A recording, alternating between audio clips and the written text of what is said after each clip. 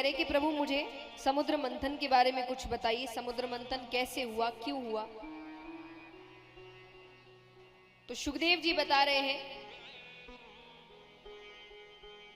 कि एक बार इंद्र रास्ते से कहीं जा रहे थे, सामने से दुर्वासा ऋषि आ रहे हैं, दोनों का आमना सामना होता है। इंद्र ने प्रणाम किया, दुर्वासा ऋषि ने गले में एक माला पहनी थी, वो माला उतार कर इंद्र को पहनाई।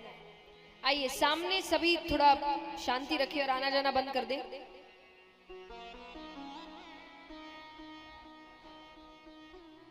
इंद्र को पहनाई, दोनों अपने अपने रास्ते चले गए। थोड़ी दूर जाते इंद्र ने वो माला उतारी, हाथी के सूंड पर फेंक दी, उससे वो जमीन पर गिरती है और हाथी उसको कुचलते हुए चला जाता है। अहंकार,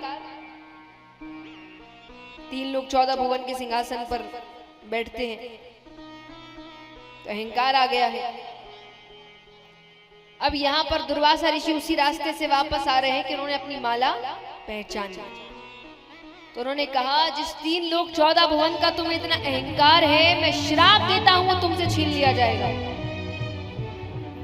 अब यहां पर दैत्यों के गुरु शुक्राचार्य जी कोई खबर मिलती है, उन्होंने दैत्यों से कहा आक्रमण कर दो।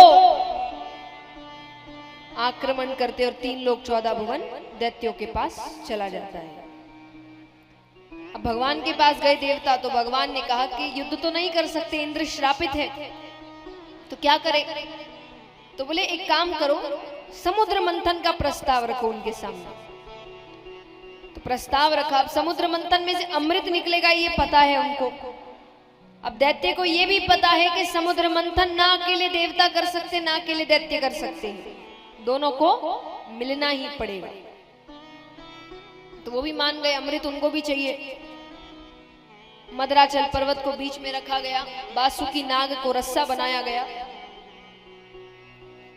अब मंथन आरंभ करते हैं। समुद्र मंथन में से बहुत सी चीजें निकली, उच्च श्रेवा घोड़ा, कामधेनु गाय, लक्ष्मी माता भी समुद्र मंथन में से ही निकलती है। वरमाला हाथ में लेकर विष्णु भगवान के गले में वरमाला डालती है और तब से उनका नाम पड़ा लक्ष्मी नारायण। बोलिए लक्ष्मी नारायण भगवान की। फिर अमृत निकलता है। अब अमृत के लिए दोनों युद्ध करने लगे, तब भगवान ने कौन सा अवतार लिया? मोहिनी अवतार। अत्यंत सुंदर लग रहे हैं भगवान।